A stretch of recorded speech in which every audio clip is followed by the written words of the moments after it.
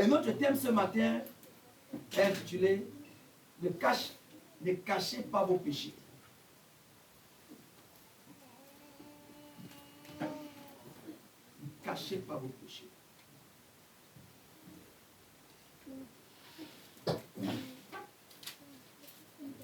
Je vous assure que le témoignage de ce monsieur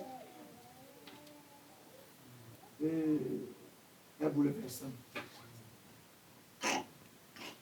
Son témoignage est profond.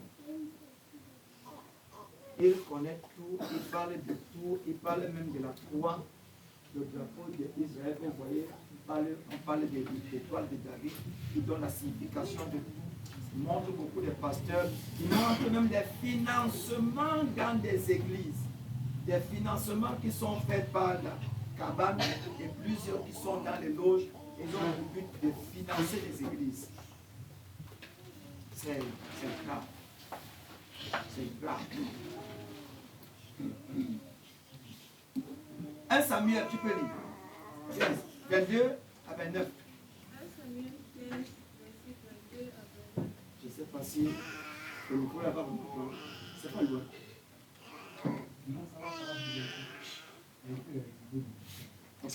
Oui. 1 Samuel 15, 22 à 29. Samuel dit, l'Éternel trouve-t-il du plaisir dans les holocaustes et les sacrifices comme dans l'obéissance à la voix de l'Éternel?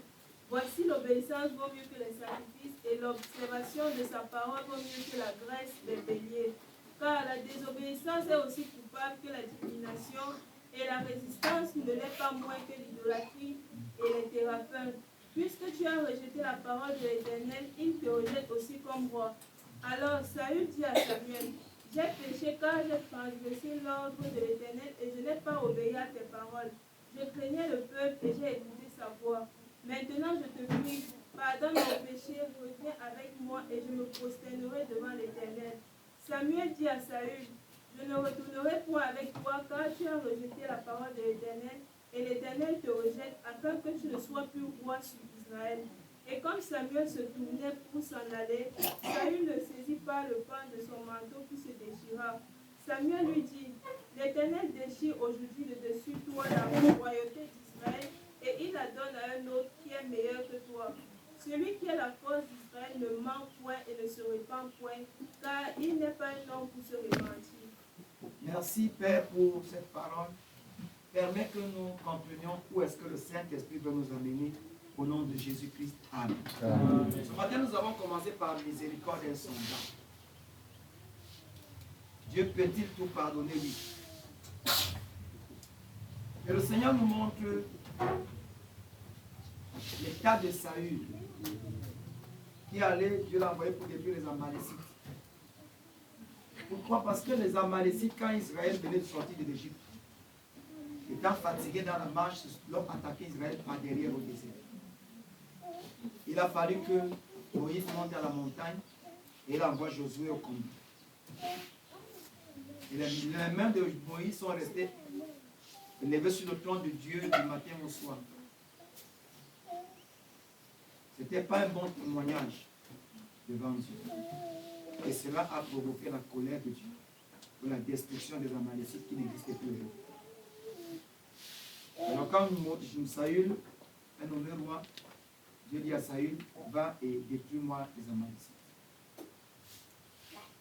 Saül, Dieu lui a demandé de tout dévouer, de tout tuer, tout, homme, femme, enfant, bête, tout ce qu'il devait rencontrer, devait tuer, tout tuer. Le gars est parti, il a pris Agar, le roi d'Amalek, il l'a ramené devant. Le peuple lui a dit que bon, notre roi, les gars, si on est tellement de beaux troupeaux, prenons toutes les vaches, les bœufs, les moutons, les chèvres qui sont grasses, ramenons ça. Et ce qui est maigre, là, on peut tuer ça, parce qu'on peut marcher d'Amalek jusqu'en Israël. Profitons pour tuer ça. Le gars est revenu de cette guerre, tout joyeux, tout content. Il avait exterminé ce qu'il voulait. Et il a gardé ce qu'il voulait garder. Ça a été un péché qui a éloigné, qui a fait perdre à Saül sa propre vie et la vie de sa famille. Vous voyez ce que le péché est. n'y a commis aucun meurtre. Le péché, c'est simplement quand Dieu t'a convaincu de faire telle chose. Si un jour, poussé par les gens pour le milieu où tu es, tu le fais. Il n'y a pas un problème. Ton alliance avec Dieu est déchirée. Ton pacte avec Dieu est déchiré. Et Dieu avance, n'a pas plus avec Dieu. Après cela, Saül a régné 40 ans. Mais il n'était plus avec Dieu. Il parlait même en langue, même, et c'était le démon. Parce qu'on nous dit que Dieu avait envoyé un mauvais esprit. En remplacement du Saint-Esprit dans la vie de Saül, c'est le mauvais esprit qui est venu s'asseoir. C'est pour cela que vous pouvez même pécher, après vous contenter comme quand vous voulez prier, vous priez en langue. Et vous êtes étonné, vous êtes content que j'ai tué le Saint-Esprit. Mais quand tu regardes ta vie, elle n'est plus la vie que tu connais quand tu avais le Saint-Esprit. Pourquoi ce changement? Pourquoi ça? Le diable ne voudrait pas rendre les hommes conscients des changements qui se passent dans leur vie, mais il veut les endormir. Et c'est que le chrétien se console facilement. Dès qu'il parle en langue, il se console. Waouh, le Saint-Esprit avec moi. Mais le Saint-Esprit, ce n'est pas le parler en langue. Le Saint-Esprit, c'est le comportement et le caractère. Amen. Le Saint-Esprit, ce n'est pas la mondanité. Tu as le Saint-Esprit et tu rentres dans la mondanité, ce n'est pas le Saint-Esprit. Alors c'est ainsi donc que Saül a donc fait. Et Samuel, Dieu a donc dit à Samuel que j'ai rejeté celui. Et je regrette de l'avoir regardé. Regardez un peu le genre de péché. Regardez un peu le genre de péché. Il a demandé la permission au peuple qui lui avait proposé de garder les grandes bêtes. Il a accepté. Mais Dieu ne l'a pas demandé ça. Vous voyez c'est que le péché? C'est dans quel des 10 commandements? Il n'y a pas ça. Il n'y a pas ça. Avec chaque personne, Dieu fait une alliance. Il y a des choses que Dieu t'inquiète. Mais quand tu quittes dans le milieu, quand tu le fais même seul, tu sens que tu perds la paix. Mais après, quand tu abandonnes Dieu, tu commences à le sentir plutôt, tu sens plus le dérangement. Et tu es à l'aise. Et tu es content. Tu as perdu ton alliance avec Dieu. Il y a des alliances qui nous avec les hommes. Si vous pouvez vous rappeler, après il y a eu une alliance avec un homme dans la Bible, c'était fini. Quand il était à Moab, à la plaie de Pau. Quand les Israélites sont partis coucher dans la fête de Pau, et le Dieu, donc sont allés coucher avec les femmes là, faire leur fête. Seigneur Dieu, il y a eu des morts. Il y a eu 20 000 personnes qui sont mortes. Pendant que le peuple cherchait Dieu, un Israélite qui était même chef de tribu, il est parti avec une fille dont son père s'appelait Cosbi. Ils sont allés, ces Madianites, passer devant le peuple qui pleurait pour chercher la face de Dieu. Le gars était un empris de la puissance, de la présence de Dieu. Mais le diable le noyait. Allaient coucher ensemble. Mais Phina a pris l'épée et Phina les a poignardés tous deux par le bas ventre. Ils sont morts. Et ça a été l'alliance avec Phina. C'est comme ça que Phina est entré dans l'alliance personnelle avec Dieu. Et Dieu a parlé et il a dit, à cause de ce que Phina fait, je fais une alliance avec lui. Et Dieu a parlé de Phina. Dieu ne joue pas. Il sait ce que c'est que la désobéissance, l'observation. Ce que Saül a raté, qu'il a désobéi à la parole de Dieu. C'est pour cela qu'il me demande, c'est pas que la désobéissance est aussi coupable que la divination. La désobéissance est aussi coupable que les téraphins. La désobéissance est égale à la sorcellerie. Un sorcier et un chrétien qui n'obéit pas aux choses qu'il sait que Dieu ne veut pas qu'il fasse ça sont au même pied d'égalité. Parce que les deux servent le même maître.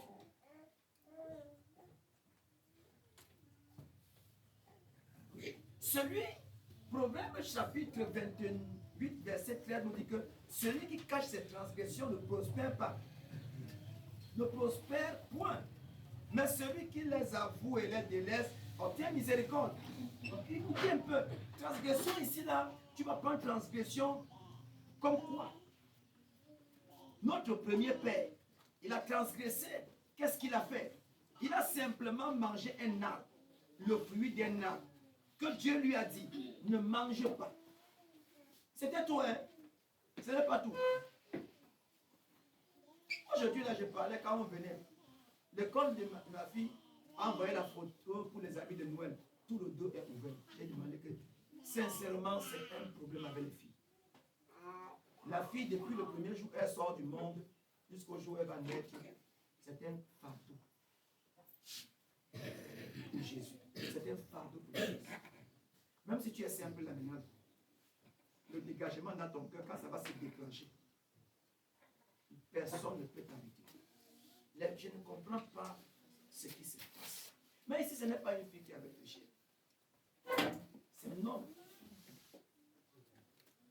Mais je voulais seulement montrer que regardez le péché d'Adam et Ève. C'était quel péché? Tu manges seulement un fruit. Et c'était suffisant pour que l'homme se déporte de la puissance de Dieu à la puissance de Satan. C'était suffisant pour que l'homme quitte du règne de Dieu et entre dans le règne des anges déchus. C'était tout. C'était tout. C'est pour cela que Jacques 2 dit que quiconque observe toute la loi mais pêche contre un seul commandement devient coupable de tout. Et Jésus disait qu'un petit levain fait lever la pâte.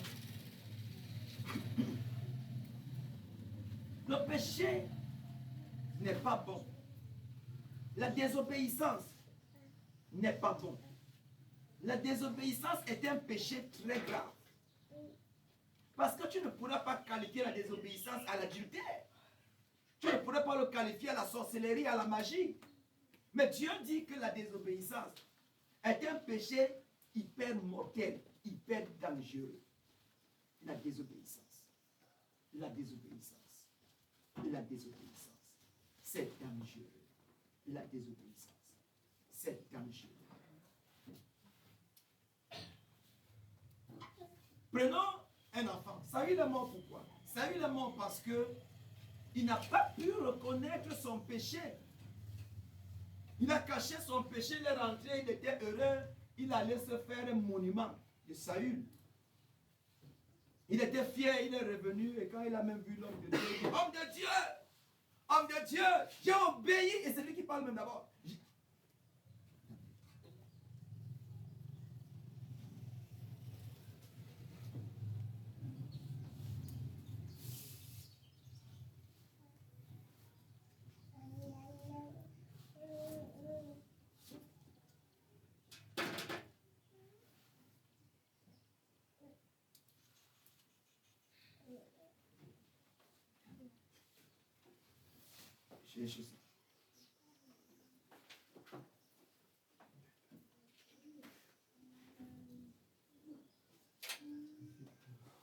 Verset 13, merci. Saül s'est rendu auprès de... Samuel s'est rendu auprès de Saül.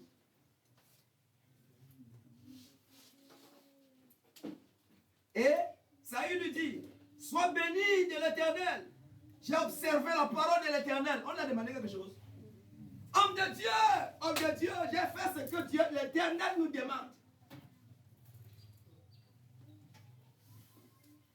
Les petits slogans qu'on fait là, c'est zéro. C'est le bruit. Dieu n'était plus. Il pouvait continuer à faire ces petits bruits, ces démonstrations devant l'homme de Dieu. Même l'homme de Dieu savait déjà que ça, c'est une calebasse vide. Il n'y a plus rien dedans. Mais lui, comme il avait le ciel, il avait l'honneur, il avait l'expression, il avait la gloire, il avait le pouvoir, il savait. Quand Dieu se retire, on ne ressent pas. Amen. On ne ressent pas. On ne ressent pas. Il faut être trop spirituel pour ressentir que Dieu s'est retiré. On ne ressent pas, on ne ressent pas. Tout reste comme dès le commencement. On ne ressent pas. Tout va bien. Voilà comment ça arrive. Au lieu de voir l'homme de Dieu est tombé pour reconnaître son péché, ce n'est pas ce qu'il a fait. Prenons le cas. Un enfant qui a offensé ses parents. Ou celle qui avait volé. Bon, celle qui a offensé son parent. J'avais fait un constat à la maison. Il y a un enfant que je ne tape pas facilement pour ses erreurs. Je le tapais beaucoup pour l'école, c'est Joadi, mais je ne le tapais pas facilement pour ses erreurs. Elle avait compris une chose. Quand elle a commis une erreur, n'importe quoi, quand je viens, elle est la première personne qui vient devant moi. Elle me dit que papa, j'ai fait telle chose. Je n'ai pas fait expressément.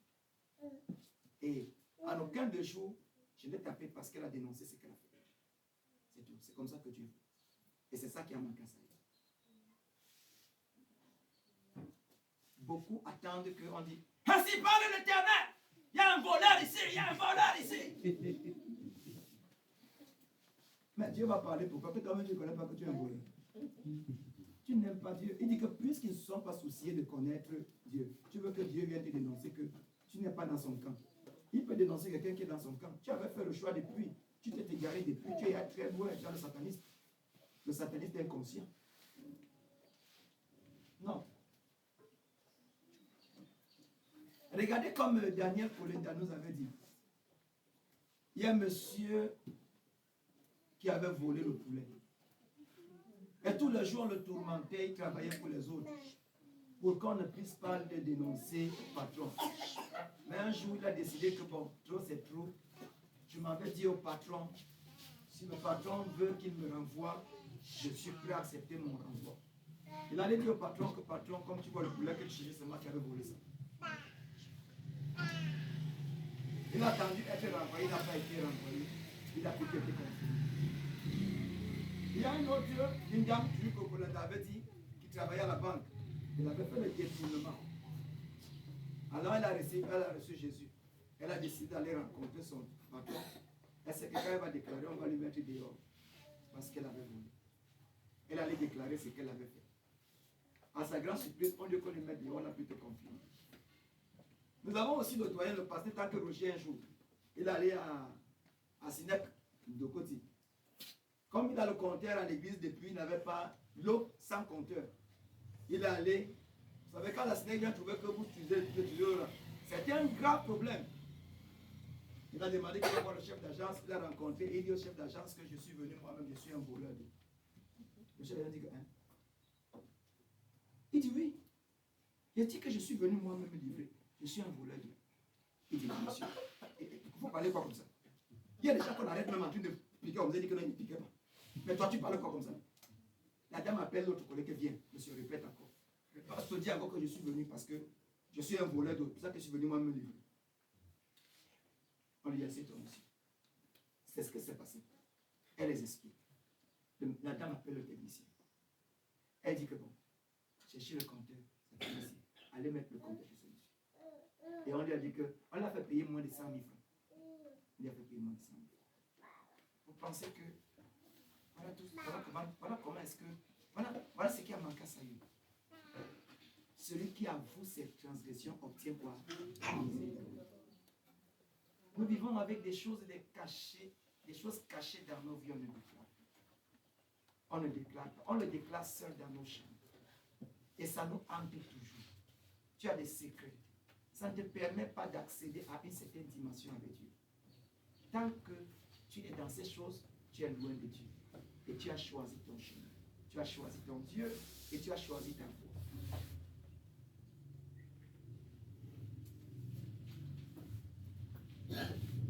Un père qui est tellement en colère.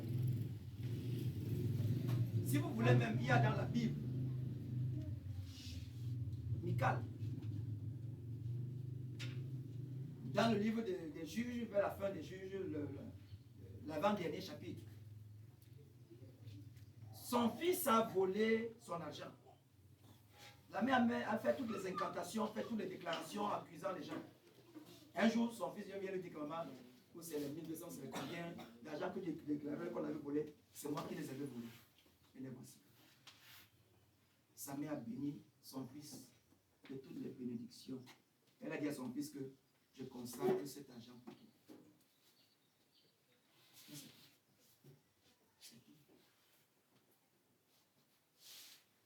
Tu pars, tu commets la fornication. Tu as peur de venir déclarer que maman va me tuer, papa va me tuer. Qui t'a dit ça? Mais, si quelqu'un d'autre le découvre avant que toi tu ne parles, on perd la confiance sur toi. On perd la confiance sur toi. Et vous savez, les choses cachées doivent toujours s'enlever. Monte, descend. Toutes les choses que tu fais en secret. Le Saint-Esprit va les révéler. Parce que c'est lui qui est le moteur de la révélation des secrets. Que ce soit ce qui est dans le ciel, ou Dieu, que ce soit ce que l'on fait.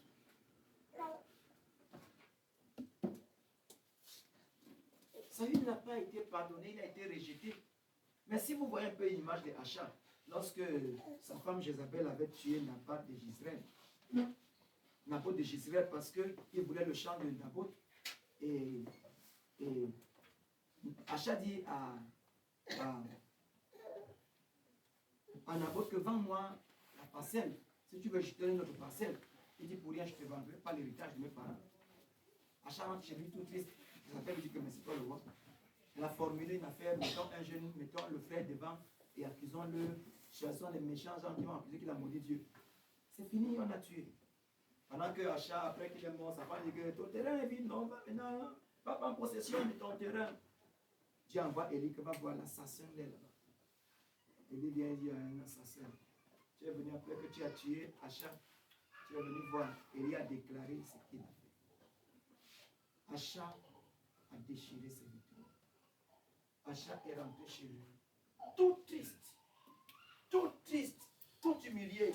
Dieu dit à Élie, tu vois comment Acha s'est humilié? Je ne ferai plus ça pendant sa vie. Ce sont ces enfants qui sont venus couper de cette erreur. Ce n'est plus Acha. Mais Dieu ne se lasse pas de pardonner. Vous trouvez des doctrines aujourd'hui qui ont pour but de valoriser la sorcellerie en demandant aux gens de garder leurs péchés. Mais en toi-même, quand ton péché est en toi, tu n'es pas à l'aise. Tu n'es pas fier. Tu n'es pas heureux. Même si après la prière, tu sens la joie, de temps en temps, tu es troublé pour le même péché. Pourquoi tu continues à garder ça? Pourquoi tu continues à te détruire? Pourquoi tu continues à exposer ta santé? Et ça t'affaiblit. Ça t'affaiblit. Ça te rend faible.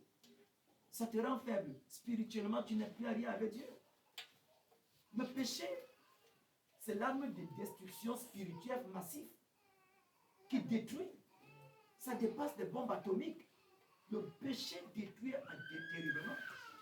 Terriblement. Terriblement. Faut pas jouer. Par contre, l'enfant qui a dit à ses parents sa faute. Papa, si je vole tuer ton argent. Maman, il faut tuer comme ça. Une fois que vous l'avez déclaré, vous devenez un homme de confiance. Lorsque tu fais quelque chose de mal, n'essaye pas de le cacher. En tant que chrétien, c'est faire c'est préférer le diable. Vous voyez, le diable est là où il y a le mal. Quand il y a mal, quand il y a péché, dans toutes ses formes, quand il y a désobéissance, dans toutes ses formes, l'esprit qui règne dans le monde là, c'est le diable. Si tu veux obtenir miséricorde de Dieu, n'essaye pas de cacher les péchés. Car Dieu ne se lasse pas de pardonner aux hommes qui s'humilient et qui reconnaissent leurs péchés. Alors si Dieu ne se fatigue pas de pardonner, pourquoi donc les hommes cachent-ils leurs péchés? Parce qu'il y a une puissance qui leur dit que, tu vas dire ça. Oh, le pasteur, il te respectait. Oh, tu es foutu. Même le chat, il va plus te donner. Mais tu es foutu. Tu es foutu. Vous savez, je dis souvent aux jeunes, le vrai chrétien, pour nous les pasteurs, c'est le chrétien qui confesse tout son péché. C'est le seul qui est le vrai chrétien. Parce que la Bible dit qu'il n'y a pas d'homme qui ne pêche pas. Le vrai chrétien, c'est celui qui pleure toujours pour ses péchés. C'est le vrai chrétien. Mais le chrétien qui paraît être juste, il a tellement péché qu'il ne voit même plus le péché dans sa vie. Tu vas comprendre que ma conscience ne me reproche pas. Je suis calme. Je sens que si je suis revenu, je suis enlevé. Mais rassemble un peu les frères. Dieu prie que si on met le savon dans le homo et on met le tanguy de l'autre côté, tu vas prendre quelle eau pour me laver? Les frères te montreront le seau qu'ils vont utiliser. Si c'est le seau qui a l'eau qu'on rince, ou c'est le seau qui a le savon où on va prendre la brosse à linge pour te frotter.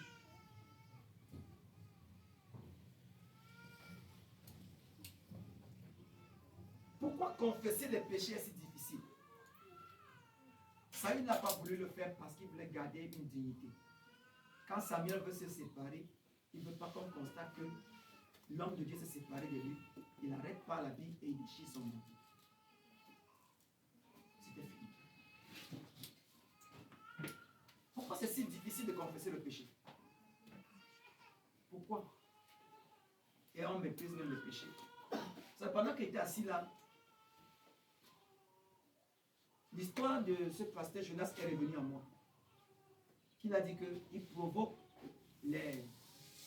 Il est parti provoquer les chrétiens là-bas, les pasteurs, ceux qui priaient le groupe d'intercession. Et curieusement, ces gens l'ont toujours aimé. Et même l'argent, ces gens lui donnent l'argent. Même les habits. On a changé même ces habits. Et cela est revenu à moi quand il était assis là. Je me suis rendu compte que je m'enflamme facilement. Waouh, je suis encore si fort. Et prenable, accessible encore aux démons. Parce que je m'enflamme aussi. Quand un client, si 10 clients viennent au marché et discutent un peu sur mon prix de viande, je commence à parler avec trop de sérieux. Ça veut dire qu'en fin de compte de moi, je suis déjà énervé. Il ne faut pas casser les chaises pour comprendre. Parce que eux qui viennent te provoquer, ils te voient de l'intérieur. Et ça, c'est mon point faible. Je me suis rendu compte pendant que j'étais assis. Je m'énerve facilement. Facilement. Voilà. Ça veut dire que si j'étais là, à la prière du pasteur Jonas, je ne serais pas sorti sans secret. Je veux dire que... Mais il exagère même. Depuis, on fait tout pour lui. Il est toujours là, toujours. Toujours. Et le jour qu'il est venu révéler aux frères, les frères l'ont dit, on savait qu'on voyait tout ce que tu faisais pour nous aimer. Mais nous avons choisi d'éteindre. Parce qu'on savait que tu es dans une prison. On avait plutôt pitié. Si on s'énervait, ça ne te ferait pas du bien. Or, eux, ils ne savaient donc pas que c'était plutôt une arme qui les protégeait contre Satan. Et au même moment qu'ils venaient, le diable les envoyait à lui donner des missions pour l'église. C'est terrible. C'est terrible. Maintenant que tu pensais faire du bien à un chrétien, le monsieur qui est plutôt assis pense plutôt vous faire du bien. C'est terrible. Vous attendez quelqu'un à l'église à midi, il vient à 14 h. Vous qui l'attendez pour une délivrance, ne vous fâchez pas contre lui. En vous fâchant déjà en disant que mais, tu viens à quelle heure comme ça? Et plus que d'attendre. Non, c'est une leçon. On est plutôt content quand il a été retenu pour nous provoquer. On lui dit que c'est merci, on est même fier que tu sois là. C'est comme ça que Dieu veut. Pourquoi c'est difficile de confesser? Et pourquoi est-ce que les chrétiens aujourd'hui ont choisi le péché?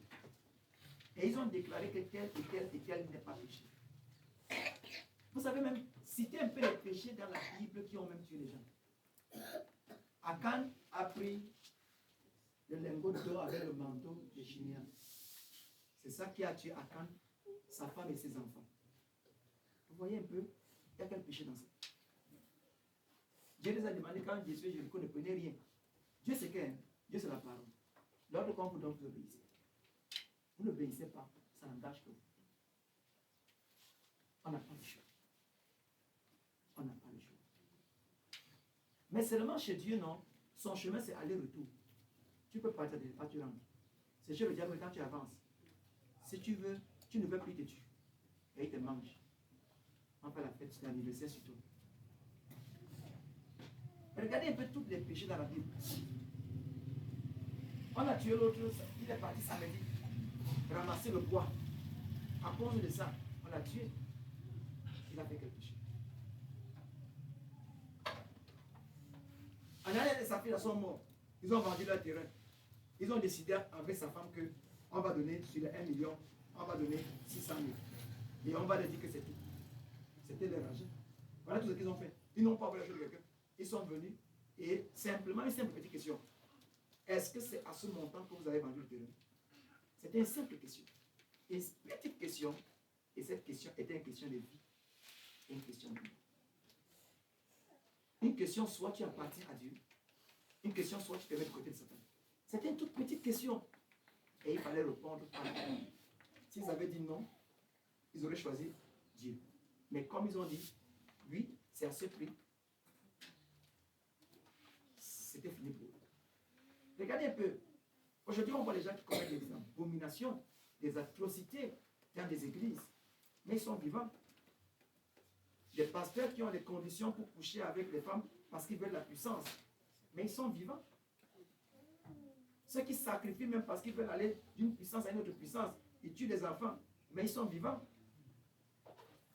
Ils sont vivants. Les péchés est-il moins grave que les péchés dans la Bible? Non, vraiment, quand vous citez un peu, une personne dans la Bible qui a commis pour moi un péché grave, un péché mortel, c'est David. Il a pris la femme de quelqu'un, il a écrit une lettre et dit à Joab, quand Uri va arriver à la guerre, mets-lui à la tête du combat, le lieu qui est censé être défendu par les hommes les plus forts. Et quand les ennemis vont venir retirer pour qu'on le frappe, c'est David qui a tué. Mais c'est David a su subir un péché aussi grave. Son péché pour moi était même plus grave, selon moi, un humain, que pour Adam et Ève. Mais regardez comment David, c'est des enfants qui n'étaient pas fermes dans la foi. Ils sont morts, ces enfants. David lui-même est resté vivant. Et David est au paradis. Mais les enfants qu'il avait, au lieu de s'accrocher, ne se sont pas accrochés. Les enfants là sont morts. Amnon est mort pour ça. Absalom est mort pour ça. Et les femmes qui n'étaient pas fermes, qui se contentaient de la royauté, elles sont des princesses. Eux aussi, ils ont été séquestrés. Vous voyez le péché? On te dit que quand tu vois ton frère qui commet un péché qui met dans la mort, le péché qui m'a mis, c'est lequel péché? C'est quel péché? Ce qui me tue ne te tue pas. Ça ne te tue pas. Mais tous les péchés mènent à la mort. Parce que spirituellement, tous les péchés ont les mêmes conséquences. Toutes les désobéissances ont les mêmes conséquences. Dieu connaît la voie. Dieu connaît et voit tout ce qu'on fait dans le secret. Tout ce qu'on fait dans le cœur. Tu peux être ici un chrétien et quand tu rentres chez toi, tu deviens un païen. Dieu te connaît. Dieu te connaît. Et tu dois te repentir. Si tu ne te repens pas, ce n'est pas une obligation. La vie n'a que deux alternatives. Ou Dieu de sainteté, ou le diable de sainteté pas totale. Ah, c'est comme ça que le diable vient. Dieu a toujours pitié de David. Dans 1 Chronique, chapitre 21, lis un peu du verset 1 au verset 16, si on peut arriver. Comme c'est un peu long. 1 Chronique 21.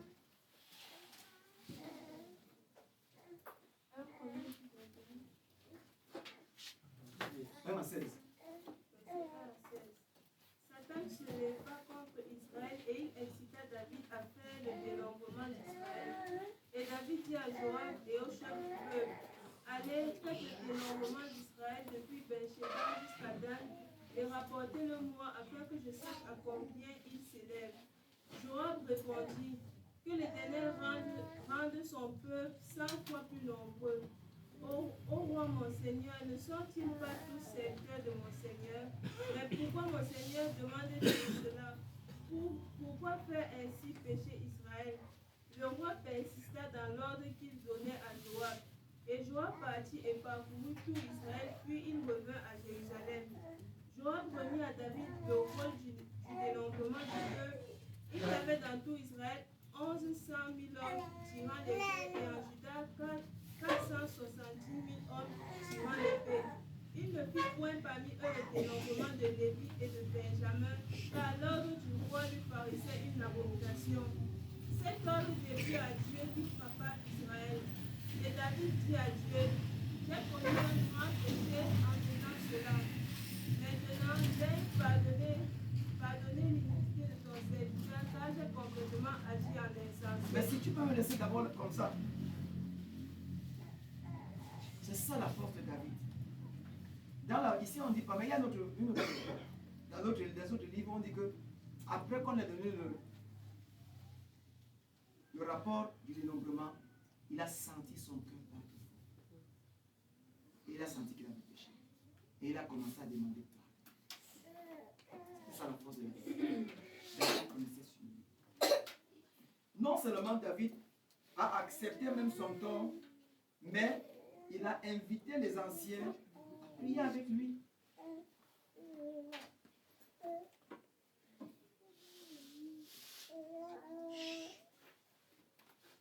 Lorsque nous regardons dans 1 Samuel où nous étions, le chapitre 15,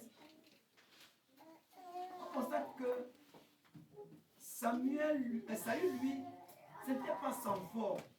Il ne connaissait vraiment pas comment il doit. Il ne savait pas. Il ne comprenait pas. La vie, il n'était fixé que sur lui. Quand tu regardes le verset 20, il dit, Saül répondit à Samuel, j'ai écouté la voix de l'Éternel et j'ai suivi le chemin par lequel l'Éternel m'a envoyé. Que l'Éternel m'envoyait. Par lequel m'envoyait l'Éternel. J'ai amené Agar, roi d'Amalek, et j'ai dévoué par interdit les Amalécites. Mais le peuple a pris sur le butin des brebis et des bœufs comme prémisse de ce qui devait être dévoué afin de le sacrifier à l'Éternel, ton Dieu, à Gilgal. Regardez un peu quelqu'un après qu'on lui reproche. Il répète encore que j'ai pleinement suivi. Il y a les chrétiens qui sont comme ça. Parce que ce matin, ses camarades sont dans un anniversaire, peut-être à Aquapalas. Et comme ce sont ses collègues de service, donc la personne a fait une grâce à Dieu d'être là. Et il a préféré laisser un peu ses collègues. Donc c'est une faveur qu'il a fait à Dieu. Et ça couvre tout. Il dit que regarde, si je suis là aujourd'hui là. Donc, et Dieu même a profité du fait qu'il a laissé quelque chose d'important. Et là-bas, ce n'était pas vraiment un péché qui s'est fait là-bas. C'était seulement entre collègues qu'on devait simplement, à l'occasion déjà de l'album de Noël, on devait seulement couper un pot. Donc il a fait une grâce. Il y a des gens qui comptent ainsi leur dévouement pour voir que comme j'ai fait quand même beaucoup, ça signifie que je suis un chrétien. Non, Dieu ne compte pas beaucoup. Dieu c'est tout.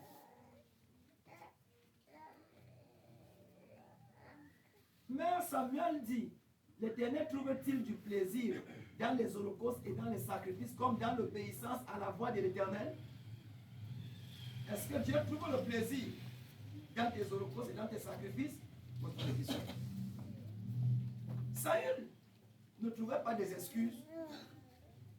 Au lieu de reconnaître son péché, il montre plutôt qu'il a suivi pleinement la voix de Dieu. Regardez-moi quelqu'un. Donc, il y a des gens même quand le père est fâché, même quand son mari est fâché, même quand sa femme est fâchée, il dit qu'il ne sait pas pourquoi c'est fâché. C'est pas, je ne sais même pas pourquoi c'est fâché. Quand le cœur n'est plus sensible, on ne voit plus le cœur.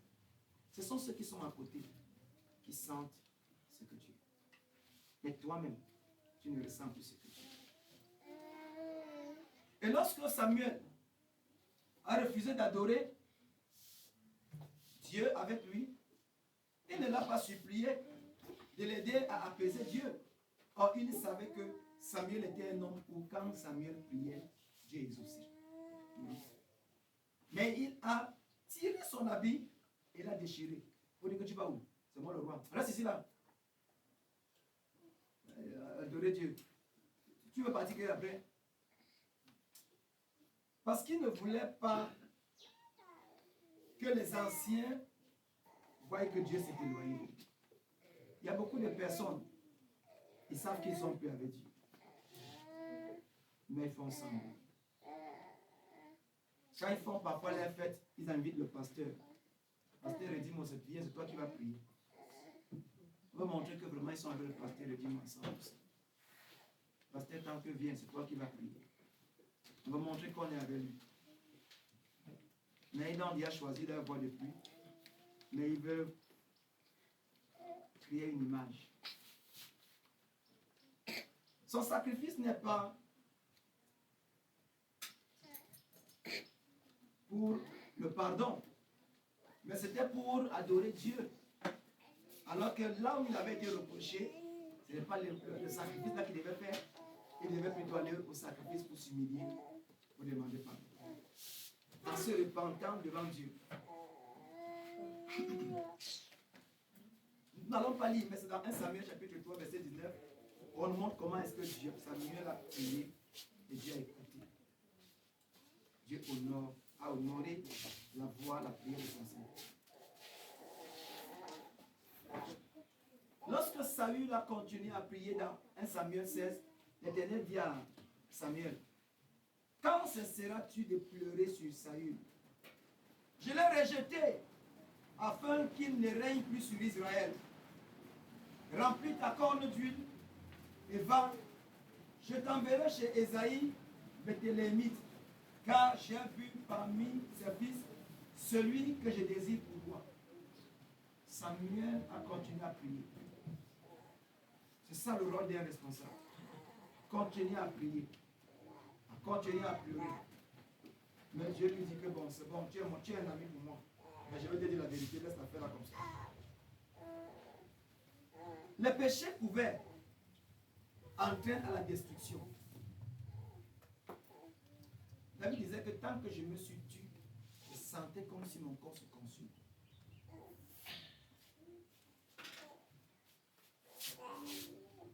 Le péché couvert appelle le monde des ténèbres. Les péchés couverts, les péchés non confessés, te met en contact direct avec le monde des ténèbres et avec la société. Vous ne pouvez pas chasser les démons pendant que vous avez les péchés dans vos vies qui sont couverts. Vous allez vous lever après un rêve, vous allez dire que j'annule ça, je déclare ça. Mais tu vis dans une désobéissance. Tu annules quoi? Avec quel pouvoir? Jésus, c'est lui qui agit en nous par le Saint-Esprit. Or, quand nous péchons, nous attirons les ténèbres en nous et la lumière. C'est pour cela qu'il dit dans Jean 3 que la lumière est venue, mais les gens ont préféré les ténèbres à la lumière. Et ils ont préféré fuir les ténèbres. La lumière pour entrer dans les ténèbres parce que les œuvres étaient mauvaises et la lumière va exposer les actes qu'ils posent. C'est pour cela qu'on est obligé d'avoir des pasteurs internet. Et les pasteurs internet là, on ne prend pas tous les messages. On clique sur le message d'un pasteur, on choisit, après on tombe sur 4 espérances de la foi. C'est ça qu'on choisit. Le même pasteur parle du péché. On ne clique jamais sur son péché. Là, il parle du péché. Le même pasteur parle de mondanité. On ne clique jamais sur mondanité. Aujourd'hui, vous entendez même des pasteurs, parfois, ils prêchent la vérité. Mais quand vous regardez, un pasteur, ce n'est pas ce qu'il prêche qui est vrai, mais c'est ce qu'il vit qui est vrai. Jésus a dit que vous reconnaissez un arbre par ses paroles et non par son comportement. Amen.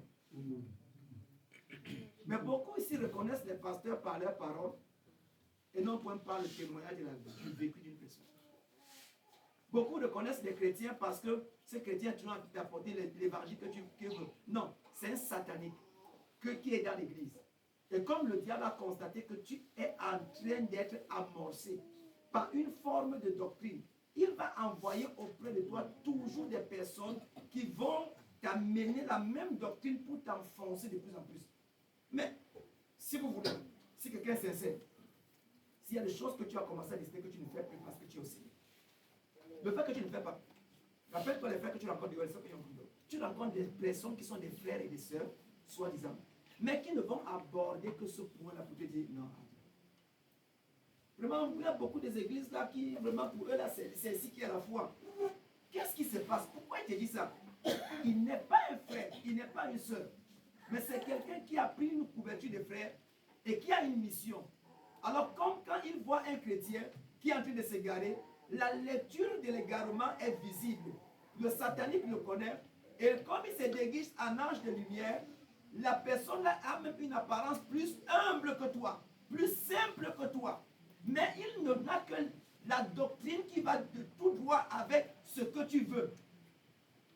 Il n'est pas un pasteur. Pourquoi est-ce qu'il t'enseigne?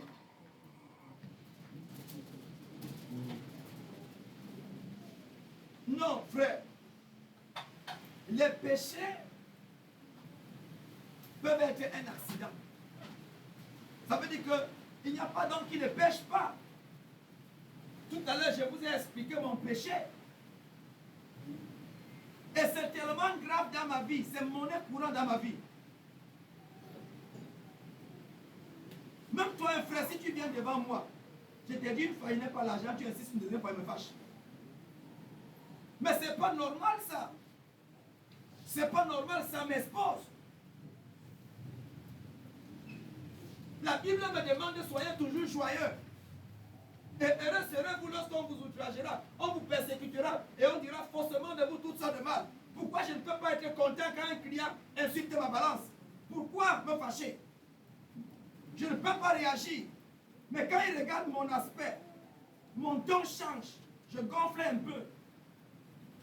Je ne suis plus la même personne. Je suis déjà foutu. Et les portes de ma vie qui étaient fermées sont ouvertes à l'ennemi. Si la personne était un agent qu'on envoyait, en partant, il se moque de moi. Un petit pasteur. Si je voulais le tuer, je le finissais là. Effectivement, ce n'est que la grâce de Dieu qui me fait souvent rentrer à la maison. Je serais déjà détruit depuis. Mais c'est très grave, ce péché-là. Tout péché qui peut m'entraîner à la mort, à une frappe des démons. Vous ne trouvez pas que c'est très grave? C'est hyper grave. C'est hyper grave. Les gars peuvent te lancer une maladie. Tu entres à l'église, bien. Mais tu rentres en boitant. Tu ne sais pas comment c'est venu. Parce que les gars ont constaté que dans ta vie, il y a un secret. Et ce secret, tu les appartiens. Ils peuvent donc pisser sur toi. Les gars viennent dans le cerveau, ils pissent. En sortant de l'église, tu sens comme si le cerveau fait un dig. Et quelqu'un a pissé dans ton cerveau.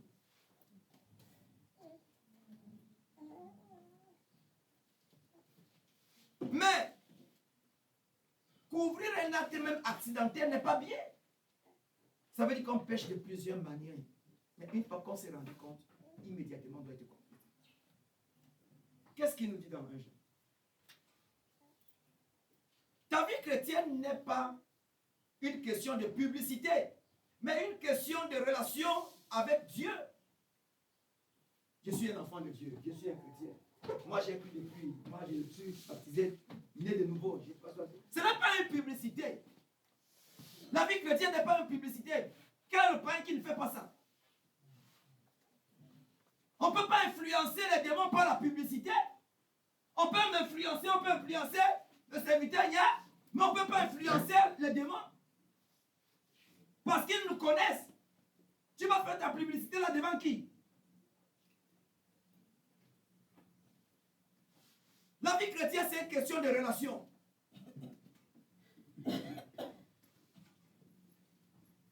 Tu dois être ta relation avec Dieu. Et quand il y a le péché dans ta vie, parle la langue du matin au soir. Ce sont les langues des Baals. Vous savez, quand un prophète Élie avait les prophètes de Baal et de statues là, quand les gars parlaient en langue, vous rappelez-vous, les gars ont prophétisé aussi de quelle heure à quelle heure, parler en langue prophétisée, parler en langue prophétisée, parler en langue prophétisée. Mais il n'y a eu ni bruit ni signe. Vous pensez que le parler en langue, c'est quoi? Le signe du Saint-Esprit initial, quand il entre en toi, c'est le parler en langue. Mais le second signe, c'est qu'il vient produire en toi la vie, le caractère de Jésus.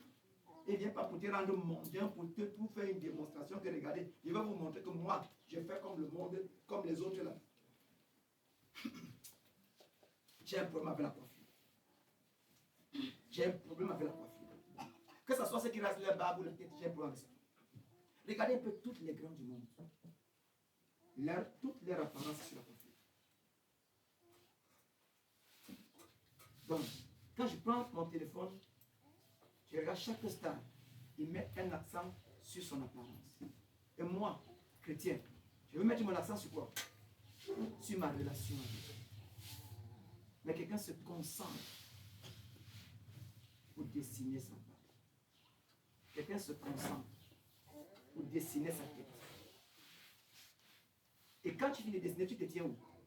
Chaque matin devant le miroir. Pour regarder comment est-ce que tu es. Mais est-ce que tu peux te tenir devant le miroir spirituel pour regarder si ton esprit est beau ou si ton esprit est propre? Cette histoire de coiffure préoccupe le monde. Et comme ça préoccupe le monde, ça ne devait pas préoccuper les chrétiens, les hommes. Si un homme qui est homme dans le monde, même les présidents, je vois les présidents avec les punks, avec les zooms, d'autres même qui ont même fait la qualité de coiffure, là, qui sont ronds comme ça. Là. Je vois les présidents avec ça. C'est ça qui les préoccupe. C'est la publicité de leur apparence. Ce n'est pas l'influence d'une relation avec Dieu. Qu'est-ce qui te préoccupe? Qu'est-ce qui te préoccupe? Le chrétien, ce n'est pas la salle. Mais qu'est-ce qui te préoccupe?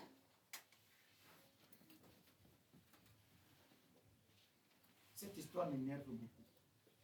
Ça m'énerve parce que moi, je ne voudrais pas faire ce qu'un païen aime faire. Si le païen trouve un intérêt dans quelque chose, ça signifie que cette chose est importante pour lui et cette chose ne mérite pas un chrétien. C'est difficile que vous trouviez un païen qui a des moyens et qui a la tête comme la tête de Joseph. Païen, c'est difficile. Mais il va passer par là. Il va passer par là. C'est le cas vu, il va passer en route là, les gens vont sourire par derrière. Donc il a honte de ça. Mais quand tu manques, tu n'as pas honte. Quand tu désobéis, tu n'as pas honte. Comment est-ce que les anges te voient? Tu n'as pas honte. Quand tu ne pries pas, tu n'as pas honte. Quand tu fais tout ce mal, tu n'as pas honte. Tu n'as pas honte de ça. Mais tu as honte quand ton habit a une tache. Tu as honte. Mais tu n'as pas honte quand ton âme a une tache. Tu n'as pas honte. Regarde un peu ton état. Est-ce que tu es chrétien? Tu n'as pas honte des secrets que tu as dans ta vie. Tu n'as jamais déclaré ça. Mais tu as déclaré ça à quelqu'un. Mais ça revient en toi. Mais tu n'as pas honte de ça. Ta vie est hantée par ton passé. Ta vie est hantée. Ta vie est hantée. Tu as des visitations chaque jour. Tu fais parfois un mois de paix. Mais après, ce démon revient pour te hanter. Tu n'as même pas honte. Que comment est-ce qu'un démon peut parler dans mon esprit en me ramenant toujours? Mais après, tu vas t'appuyer sur le passage qui dit que non, quand vous avez confessé un péché, si ça revient encore, vraiment c'est les démons. Non, c'est faux. Ce n'est pas les démons. C'est faux. C'est faux. Si quelqu'un a confessé un péché publiquement, non. Alléluia. Si ce péché revient, viens nous dire que le péché est revenu. Que tu t'es troublé, viens nous dire. C'est les péchés qu'on confesse par derrière. Et les péchés qu'on confesse par derrière, c'est que quoi? C'est les péchés que moi-même je sais que j'ai mal fait. Mais alors, depuis que je connais qu'il a mal fait, j'ai trouvé la paix. Non. Mais alors, je peux le dire à un frère, je sais que c'est mon ami. Et le cas, lui, il a dit que je ne veux pas que quelqu'un sache mes choses. Alors, tu as confessé quoi? Tu n'as pas confessé. Tu as plutôt fait participer à quelqu'un ton péché pour lui dire que, frère, si tu n'as pas bien me dit aussi. Vous allez peut faire votre amitié des péchés cachés. C'est un peu ça la vérité. Tu n'as jamais déclaré ton péché. On nous dit que les gens venaient déclarer publiquement ce qu'ils avaient fait. Pourquoi on ne déclare plus? Quel est le péché que Dieu a puni dans la Bible par derrière? Il a dit à Akan, viens, déclare ce que tu as dit, donne gloire à Dieu. Et Akan a déclaré. Cette déclaration peut faire que peut-être Akan a eu la vie sauve. Parce qu'à la fin, bien que ce soit Dieu qui l'a dénoncé, mais il a déclaré. Si il a déclaré, il a dit que Dieu me pardonne. Dieu est miséricordieux. C'est que même comme il a subi le châtiment de la chair, mais enfin, Dieu sait ce qui se passe entre lui et lui. Attention, confesser le péché est implorer la miséricorde de Dieu et il aura toujours pitié de toi. Quand on confesse le péché, c'est vrai qu'on dit que si on confesse le péché et on le délaisse. Parce que beaucoup confessent le péché et ne le délaissent pas. Or, pour te faire pression pour laisser un péché, confesse-le publiquement. Amen. Comme quelqu'un qui masturbe. Si tous les jours tu te lèves, je masturbe, Seigneur, pardonne-moi. Je masturbe, qu'est-ce que tu as fait? Tu es en train de mettre la pression à toi-même pour te dire que je suis fatigué de dire ça. La pression que tu te mets là face à la masturbation, c'est fini. Ce péché va te quitter tôt ou tard. Plus tu fais, plus tu déclares. Plus tu fais, plus tu déclares. Plus tu fais, plus tu déclares. C'est comme si tu avais mangé un poison. Quand tu manges un poison, il faut vomir. Alléluia. Quand toi-même tu vas te fatiguer, que tu as mangé les beignets ou tu as vomi, toi-même tu vas dire que je ne mangerai plus les beignets en route. On ne joue pas avec le péché. spirituellement, ça a une grande portée. Ça a un déplacement de destinée. Le péché te déplace de la vie éternelle à l'enfer. Un simple acte que tu commets de désobéissance. Il ne faut pas jouer. Il ne faut pas jouer. Il ne faut pas jouer. Si tu caches tes péchés, tu risques d'être totalement rejeté par Dieu. Il faut faire attention. Parce que la grâce ne coulera pas toujours. Il y a un temps où la grâce coule. Mais à la dernière minute, rappelez-vous, Judas a cherché même en regrettant le pardon pour son péché. Est-ce qu'il a obtenu? Il n'a pas obtenu.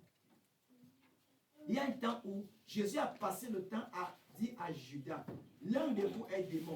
Ce n'est pas pour dire que Judas était un sorcier. Mais le sorcier dans l'église, l'agent satanique dans l'église, c'est tous ceux qui commettent des péchés et qui les cachent. C'est un agent satanique. Parce que la fin de cette personne ne sera pas comme la fin des autres personnes. Et quelle était la fin de Judas? Il allait se prendre. Parce qu'il n'avait pas retrouvé la paix.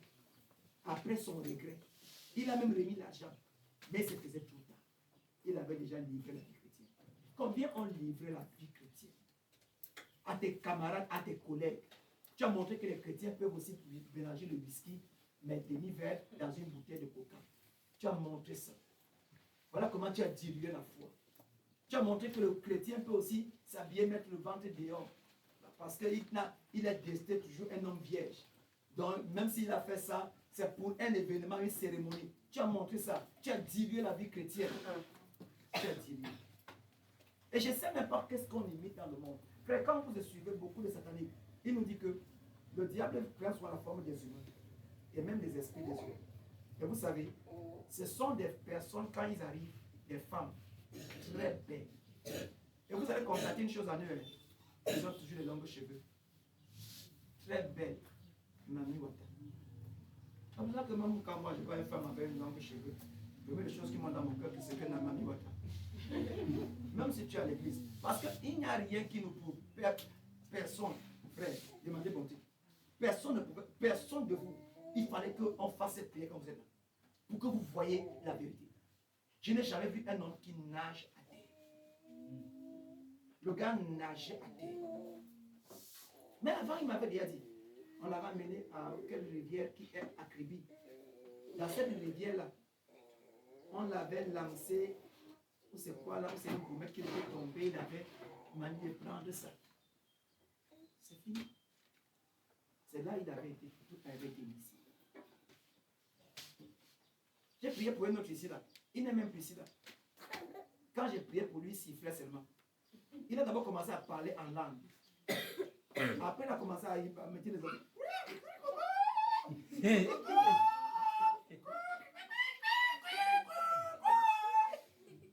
Je lui demande que tu as fini de parler en langue. Tu es devenu maintenant, alors que les oiseaux gendarmes. C'est des choses terribles. Frère, ça ne sert à rien. Ça ne sert à rien. Il n'a pas résisté. Il n'est plus aussi parti. C'est nous qui sommes à l'église qui connaissons ce que nous rencontrons à l'église. C'est pour ça qu'on ne permet pas que dans nos maisons, les choses se passent. Parce que ce que nous voyons à l'église, on se dit que si l'enfant est un peu faible, il imite un peu. Le démon là que j'avais attaqué, parce que quand il part, il a mon macabou. Et ça ne va pas finir comme ça. Et ses collègues qui sont restés, et qui sont en train de m'écouter, sont en train de dire qu'on va tout montrer. Parce qu'elles ont tout leur temps. Ils sont patients. Ils supportent. Ils savent que le temps les appartient. C'est moi qui suis présent.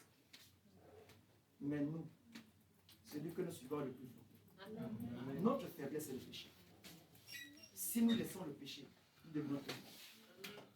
Celui qui confesse son péché triomphe sur le démon. Celui qui confesse son péché triomphe sur la maladie. Triomphe sur la mort. Celui qui confesse son péché est plus que vainqueur. Le diable, c'est ça. C'est pour cela qu'il voudrait que les gens cachent le péché.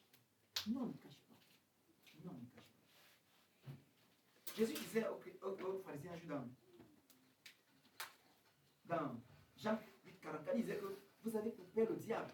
Pourquoi? Parce que le diable pêche depuis le commencement. Vous voyez que quand tu as le péché en toi, par la langue, Mais je vous assure, ce pasteur, nous avons démontré encore hier, écouté encore hier, combien est-ce que les gens parlent en langue et prophétisent. Les prophètes même. Et ils montrent la démonstration. Il dit que dans leur démonstration, ils ne parviennent pas tout automatiquement. Vous voyez, là où le péché est déjà, mais on veut les honneurs et la gloire. Celui qui pêche est du diable. Pourquoi? Parce que le diable pêche depuis le commencement. Et le diable est le père du péché. Vous voyez? La paternité entre un homme et le diable, c'est pas le péché. C'est pour cela que Dieu nous dit ici que soyez parfaits parce que le Père céleste, votre Père céleste est parfait. Et soyez saints dans toute votre conduite. La sainteté, c'est quoi? C'est toujours être prêt à reconnaître son erreur et confesser. C'est ça une vie de sainteté. Alléluia. La sainteté, ce n'est pas qu'on ne pêche pas. Non. Ce n'est pas qu'on ne pêche pas, mais c'est que autant on a péché, autant on a pleuré pour chercher la miséricorde de Dieu. Parce que Dieu sait de quelle nature nous sommes. Et il sait dans quel monde nous sommes. Qu'à tout moment, on peut m'énerver. Immédiatement, quand tu te rends compte, immédiatement confesse. Alléluia. Ne dis pas que j'attends quand je vais voir le pasteur. Non. Immédiatement, confesse. Immédiatement, confesse. En confessant, il y a des choses qui ne vont pas s'établir en toi comme des normes qu'un chrétien peut aussi faire. Ça fait que si la trompette sonne pendant que tu avances, tu es enlevé. Ça veut dire que tu es un homme saint. Un homme propre, ça ne veut pas dire que ce n'est pas un homme qui ne se salit pas, mais ça veut dire que c'est un homme qui veille à ne pas se salir et dans le temps, quand il rentre, il sait que je vais aller me laver. Alléluia. C'est ça qu'on appelle un homme propre. On n'est pas des anges pour avoir la sainteté des anges. Non. Mais on a en nous un esprit de sainteté qui nous rend tellement sensibles à ce que les autres ne voient pas comme erreur. Parce qu'il y a ce que le monde appelle péché. Ils ont déjà vulgarisé. C'est tuer, c'est voler, c'est commettre l'adultère, c'est fumer. Ce n'est pas ça le péché. Le chrétien, pour lui, le péché, c'est la désobéissance à un ordre que Dieu lui donne. Quand Dieu te dit ne sors pas, et tu sors, tu peux trouver malheur en route parce qu'il n'est plus avec toi. Et tu peux perdre ton salut à cause de cette sortie. Je me rappelle d'une histoire m'avait racontée. Une sœur à Yaoundé va voir un pasteur. Il dit au pasteur que je vais aller à mon village. Ça fait depuis 2 ans que je n'ai pas vu mes parents. Le pasteur, d'habitude, quand on vient lui demander, il ne dit jamais oui ou non. Il dit toujours quand il m'en fait prier. Il part, il prie, il dit à sa sœur qu'il sent que Dieu lui demande de ne pas partir au village. La sœur dit que la sœur sort étant triste. Elle part dehors, elle dit aux frères que moi, je ne comprends pas. On m'empêche d'aller voir mon père et ma mère comment. Vous pensez qu'on l'a empêché, mais il y a quelqu'un qui avait perdu son père. Jésus l'a empêché de faire quoi? Elle a enterré son père. Parce qu'il avait un pied. Alors qu'il y a les autres que Jésus permet d'en enterrer, il y a les deux que Jésus met partir. Mais lui, il y avait un plan. S'il partait à ce deuil-là, c'est là-bas que tout allait commencer pour lui. C'est là-bas qu'il allait perdre la foi. C'est là-bas qu'il allait perdre la vie. C'est là-bas qu'on devait le lancer. C'est là-bas qu'on devait le vendre. C'est là-bas. Ce que Dieu m'interdit, t'interdit pas ça. Il faut comprendre ça aussi. La sœur est partie. Quand la sœur est revenue, les démons étaient déjà pris en lui. Quand on priait, tombait seulement. Il n'a plus resté à l'église. C'était fini. Et c'était la fin de l'épisode du film de cette suite. Et toi, jusqu'à quand vas-tu accepter d'évoluer avec le diable? Jusqu'à quand ta vie va-t-elle avoir des secrets? Jusqu'à quand? Jusqu'à quand vas-tu confesser tes péchés par derrière les jeunes? Nous étions quand les jeunes. J'ai été jeune. Je me rappelle un jour, j'avais caressé une soeur. J'ai caressé une soeur. Alors j'étais un groupe de l'intercession, j'ai prié. Maman, pendant qu'on était à l'église de bonhomme, on priait. J'ai senti comme s'il y avait le feu qui était en train de venir dans le ciel pour me tuer. Je suis sorti de la prière en courant. En courant, je suis allé voir le pasteur dans la maison derrière. Je suis allé le voir directement, j'ai commencé à confesser mon péché. C'est la vérité. Quand Dieu te fait ressentir ça, si tu ne pars pas immédiatement confesser, tu vas mourir. Parce que le feu là peut ne pas être le feu de Dieu, mais le feu du diable qui constate que toi, qui sens que d'un moment à l'autre tu vas compresser, il faut que j'ai fini avec toi maintenant. Pour que vous ne continuez pas à me nuire. Il faut faire attention. Il faut faire attention. Ne crée pas ta mort. Tu es entre ta vie et ta mort. Si quelqu'un te bloque, ce n'est pas ton oncle. Ce n'est pas des sorciers qui sont dans l'église qui te bloquent. Mais c'est les choses que tu caches en toi qui te bloquent. Parce que ta vie n'a pas de miracle. Ta vie n'a pas de couverture. Notre couverture, c'est Jésus. Mais Jésus n'est pas là où il y a le péché qui est caché. Ceux qui sont à l'école, ils touchent les fesses des filles en classe. Mais ils ne peuvent jamais déclarer ça. Ils touchent les seins des filles en classe. Ils collent les filles en classe. Ils ne peuvent jamais déclarer ça. Ils ont honte. À la maison, on ne sait même pas que vous faites souvent des bisous. Mais quand vous arrivez à l'école, nos filles embrassent des camarades. Parce qu'ils voudraient quelqu'un qui va appuyer un peu ses seins.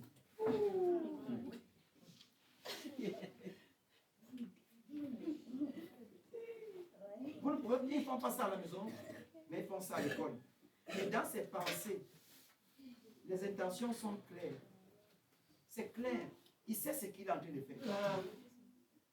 Pour moi, même quand je vois un frère qui embrasse une sœur, je regarde bien comment il s'embrasse. Ah non, je regarde. Oui, je regarde. Parce que moi, j'embrasse mes sœurs. Oui, je prends la tête. Ma poitrine n'est pas, c'est très sensible. Je ne peux pas toucher la poitrine d'une sœur.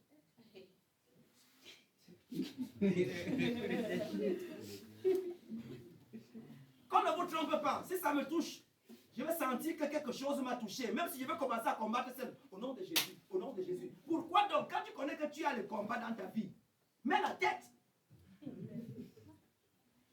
Ça permet que vous ayez une distance, c'est quoi, on appelle ça un Covid là. Il y a des mecs qui se séparent. Non, la distance de séparation. Donc il y a ça. Mais à l'école, les jeunes ne font pas ça. On va l'autre à la rentrée scolaire, on met les mains comme ça son camarade. C'est un chrétien. Et après, ça te laisse du bien dans le corps. Et tu n'as jamais confessé ça. Mais tu es à l'église. Et le diable te tient. Avec ça, quand on prie, quand la louange veut déjà monter, le diable dit que tu parles. Tu ne peux pas. Quand tu veux prier, tu ne peux pas. Je vous assure, frère. J'avais lu ça dans le livre de Christian Rock, un allemand. Il dit que les frères qui ont le Saint-Esprit, ils prient partout. Ils prient partout. Même avec les yeux ouverts, quand je veux prier, je prie, je parle en langue. Je n'ai pas tout marché hier, ma femme ne savait pas que je priais. Pourtant, je priais. Mais si elle peut constater, c'est maintenant que je peux me planter sur la tentation. J'avais mis une main sur ma bouche comme ça. Je vous conduis avec une main. Et quand je parlais en langue, c'était fort, c'était plein, je ne parvenais pas. Alors je ne voulais pas attirer ton attention. Je l'ai conduit jusqu'à ce que, quand j'ai fini, j'ai enlevé ma main. Elle ne savait pas ce qui s'est passé. Moi, je connaissais ce qui s'est passé. Nous sommes appelés à arriver à une dimension où le diable ne peut pas interférer les ondes quand nous sommes en train de parler avec Dieu.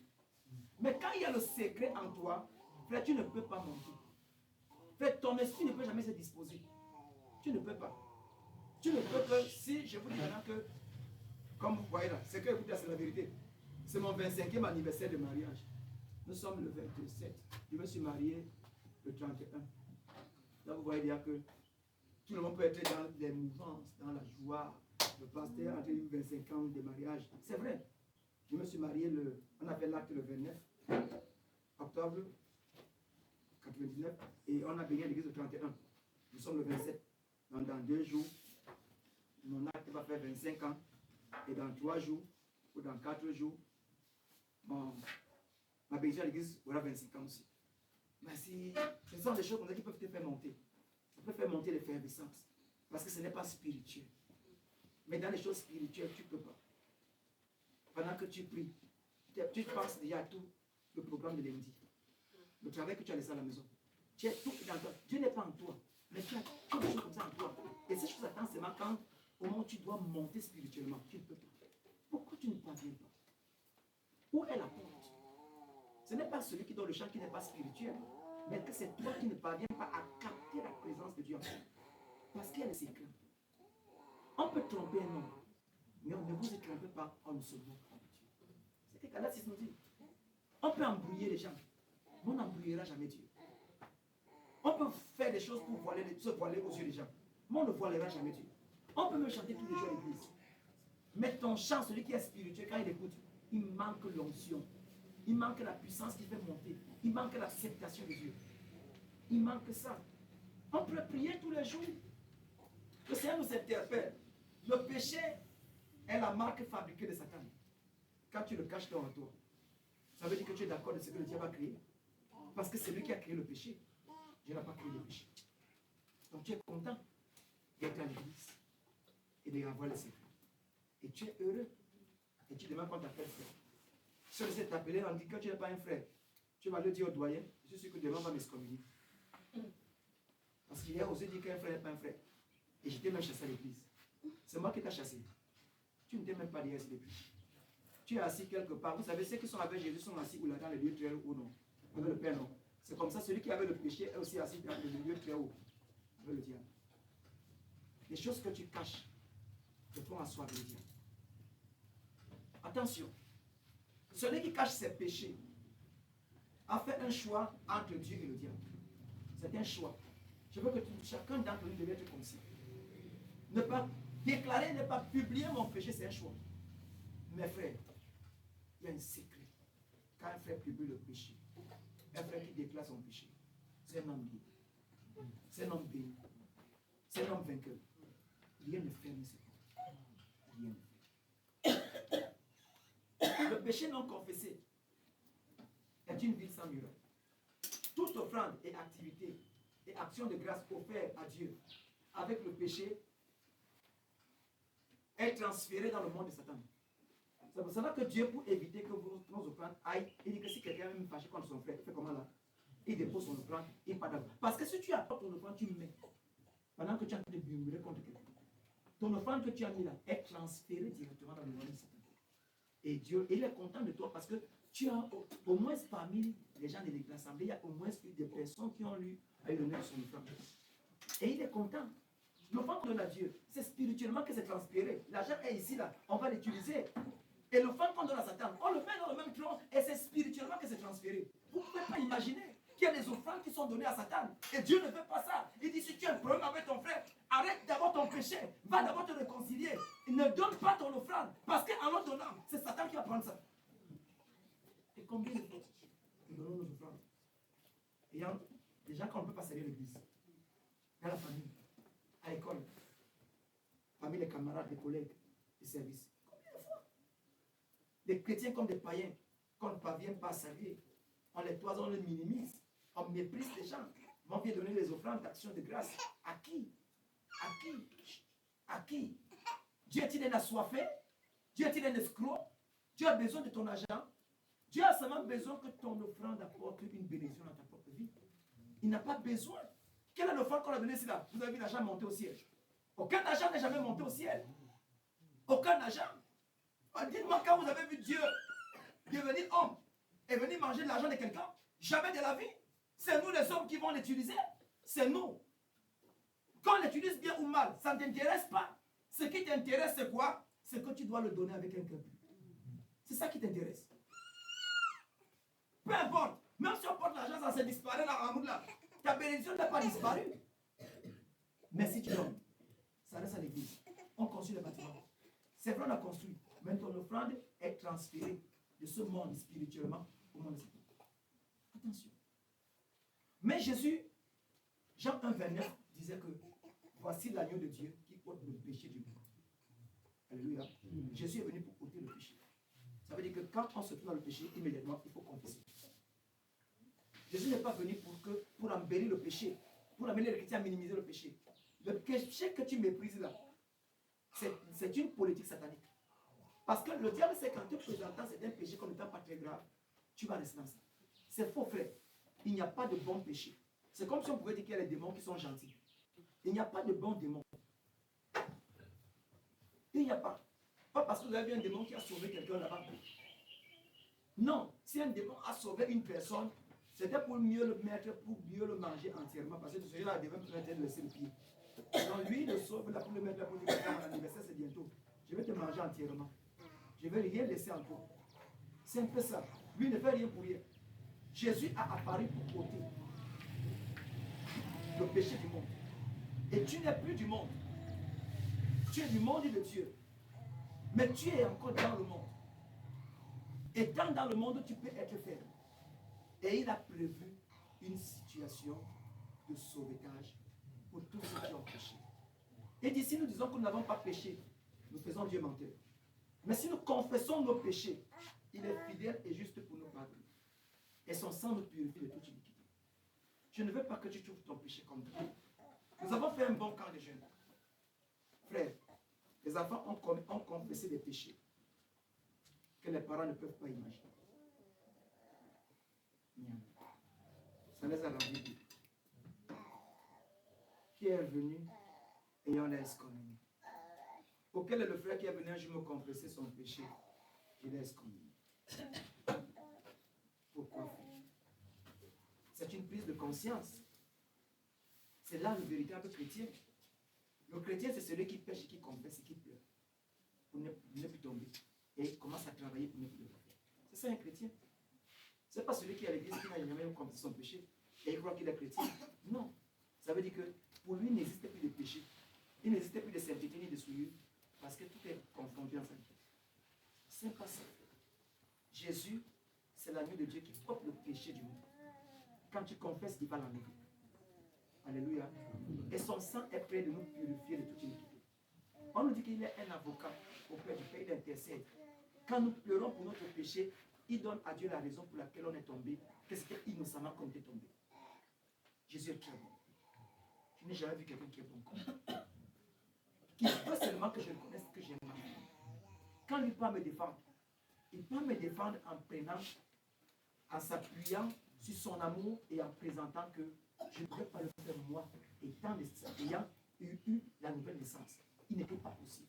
Mais, comme il y a quelqu'un dans le monde qui est méchant, il regarde, il m'a même tenté, moi Jésus, il m'avait tenté. Il a tenté Adam et Ève. Il a tenté David. Il a tenté tous les serviteurs.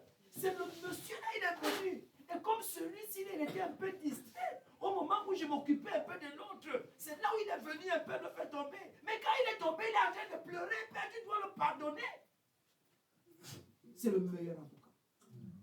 Dieu te pardonne à la première intercession de Jésus qui te pardonne. Le péché n'est pas difficile. Ce n'est pas difficile de pécher, mais c'est difficile de commencer. Le péché, c'est l'article la plus moins chère que tout le monde peut avoir. Mais la plus difficile qu'on peut s'en séparer. Parce que le diable connaît la valeur du péché. Le péché, c'est le passeport pour l'enfer étant à l'église. C'est une bonne manière d'endormir un chrétien. Il sait qu'avec ça, parle en langue, dirige une assemblée, fais tout ce que tu veux faire, mais je te tiens. Et vous savez, on nous dit que ni cache ni n'entrera dans le royaume de Dieu. Et que Ecclésiaste 12, dernier verset, dit que Dieu amènera en jugement tout ce qui est caché, soit bien, soit mal. Il n'y a pas de cachet chez Dieu. Il n'y a pas de cachette chez Dieu. Il n'y a pas. C'est lui seul qui doit se cacher. Mais nous ne pouvons cacher que ce qui vient de Dieu. Mais nous ne pouvons pas cacher ce qui appartient à Dieu. Le péché ne nous appartient pas. La désobéissance